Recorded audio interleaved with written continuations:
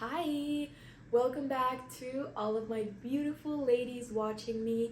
In this video, I'm going to be sharing with you 3 simple steps that you can implement into your day today that are going to make you feel more in tune with your feminine energy.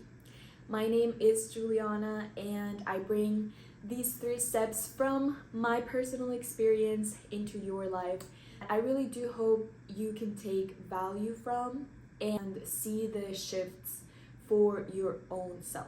First things first, the most important one is going to be the importance of slowing down when you are doing your daily tasks.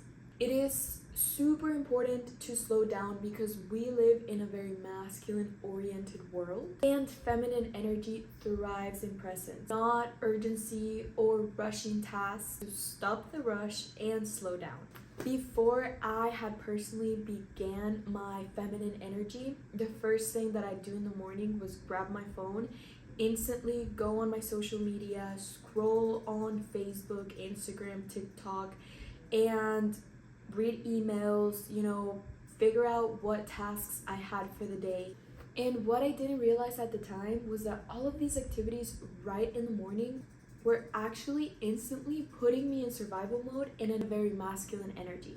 The importance about what you choose to do with the first minutes of your morning is that subconsciously it actually sets the tone for how you are going to be moving throughout the day.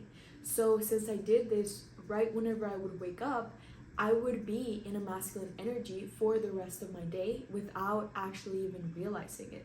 But whenever I started practicing intentionally starting my day with more feminine aligned activities, such as not checking my phone, not checking my text messages, not checking my emails, but simply just rising from bed, doing some stretches, putting on relaxing music in the morning, whether it's a positive relaxing meditation or it's just simple piano jazz music, this really allowed me to navigate every other task that I had in my day way more freely with way less pressure. And the time that I actually spent doing each task was way less than whenever I was rushing and stressed about getting everything done.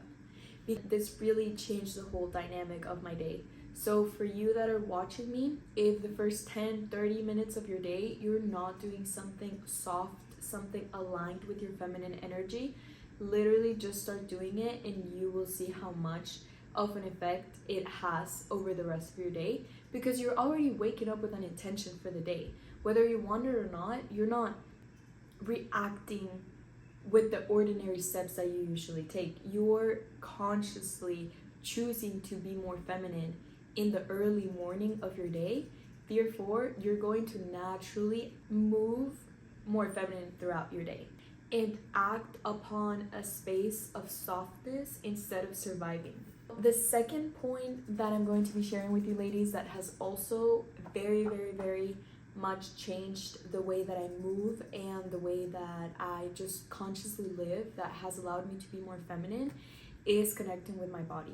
There are a million ways out there that you can connect to your body. I'll be sharing with you the ones that have made the most impact positively in my life. Masculine and feminine energy are needed to operate in the world. I have seen the most benefit when I intentionally do it. So what I do now is I actually start very early in the morning with my feminine energy, but afterwards I need to get things done. So I will shift to a masculine, more approached energy so that I make sure that I'm checking every task that I have for the day and I am at a pace where I'm advancing in the things that I need to advance. However, in the evening, I again intentionally shift my energy from being more masculine to more feminine. Because if I don't do this, I will end up the whole day being more masculine, which is what used to happen to me before. I would start my day with masculine energy, jump into the tasks of masculine energy, and my workload, and still be in my masculine energy because I was not intentionally trying to cultivate more of my feminine energy into my day. So this is the main thing that I want to invite you to do today. Choosing to be in your feminine energy as opposed to continue being in your masculine energy. So what I do to intentionally shift my energy from being in masculine to a feminine energy is I actually will do certain activities such as yoga. I love doing yoga in the afternoon, going to a park, seeing the sunset, taking out your yoga mat, and doing beautiful stretches that connect you to your body. The second activity that I also really love doing in the evening for shifting my energy is dancing.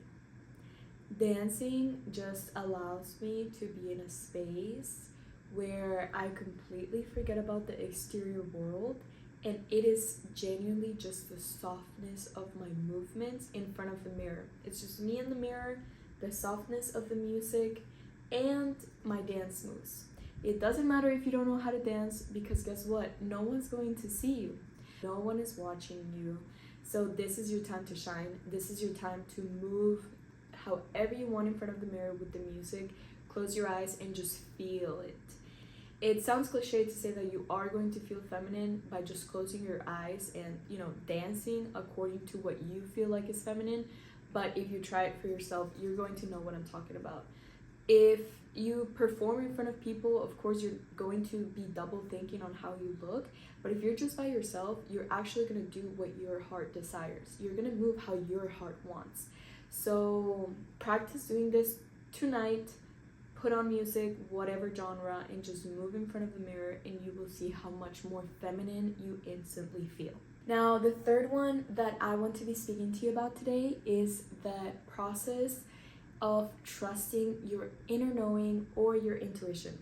So we all women have a very strong intuition and inner knowing, but at times it can be a little bit clouded with past conditioning or current conditioning. So a really good way to sort of differentiate between what is your intuition and what is conditioning is where it's coming from and what it's telling you. So a simple way to differentiate between the two is conditioning often sounds as I should be doing this, I have to do this, or I feel like I'm expected to do this. But real intuition is coming from a place of trust, excitement, silence, and peace. Somehow, some way, you feel clarity with what it's telling you. And I know this can maybe sound a little bit iffy, so I want to give you guys an example. So a couple semesters ago, I was in my university class, and the professor was speaking to a class of about 300 people, so it was a pretty large class. I only had one person that I knew nobody else. And I very much used to have a fear of public speaking. Like, genuinely, I was like, never put me in that spot. I am not going to do it, not even for $1 million. Like, no exaggeration. And I decided to work on this, but at the time that scenario came upon, I still had a lot of fear about public speaking. Now, if you ask me now to do a public speech, I would most likely not be willing to do it, depending on the topic, but I will do it because I worked on my public speaking skills and now I feel way more confident than I used to. But like I said, at the time when that scenario was presented to me, I very much had fear of public speaking. So the professor had made a comment in front of the class about how people that struggle with mental health issues are actually very weak. And instantly after that comment, I sort of scanned the room and saw all of my classmates' faces and realized that everybody was very uncomfortable with that comment. But nobody dared to say anything or disagree with the professor. I could see it in their faces that they didn't like the comment, but nobody really stood up and said anything. They just agreed, laughing, sort of a nervous laughter. I instantly had this gut feeling, inner heart knowing that I wanted to say something. I felt like this rush of excitement to raise my hand and say something to the professors, but I was scared. I felt that excitement coming in through my body, but I was scared to raise my hand because first thing I thought was, oh my gosh, what if everyone thinks I'm so cringy because I'm doing this, because I'm raising my hand and I'm talking about, and I'm disagreeing with the professor. I was so scared of feeling cringy. That made it clear that that was conditioning, past conditioning from past beliefs, fear-based. But it was not my intuition. My intuition was the excitement that had come along right when I saw everyone's face, and I felt like I wanted to do something about it. So I decided to follow my intuition, and I raised my hand. I told the professor, hey professor, you know what? I disagree. I disagree with you. I think people that do go through mental health struggles are very, very strong. They are one of the strongest people ever because they're able to look at their shadows right in their eye and feel so much uncomfortableness with their lives. This is just a signifying clue that if whoever is able to experience the lows are going to be experiencing the highs. And no one here is going to be in this position of mental health struggles for forever. So you just need to push through, continue, maintain yourself with a positive energy, and at the end of the day, you will see a very, very positive light and a positive tunnel. You just have to keep trusting in yourself that you are doing everything in your hands to get to that point, and believe me, you will. After I said that, literally like a relief came upon me that was an instant confirmation that I did what I had to do. I followed my intuition instead of the fear-based conditioning. And that honestly was one of the very clear examples. And now it's so much easier for me to differentiate between what is my intuition and what is my conditioning. Now, I'm not gonna say that there aren't times where I'm confused, but I always sort of come back into this place of, hey, okay, is this excitement, peace, or is this fear-based, telling me I should do something, and just sort of like this mental chatter? Your intuition is not mental chatter. It's just this inner knowing of what you want to do truly. So start paying more attention to it and act upon it. Act upon it, because the more that you act upon it, the easier it will get to act upon it next time and next time, time after time, time after time. So yes, I am really happy that I got to share these 3 simple steps that you can be implementing in your day today that are going to shift you from a more masculine energy to a more feminine energy. So if you enjoyed this video, please leave a comment down below telling me exactly how you plan to implement any of these 3 steps into your daily life. I would love to read your comments, and I do plan on uploading 1 video per week, subjects not just about femininity or feminine energy, but definitely on elevating your life and your confidence as a feminine woman. So I'll send you guys a really big kiss.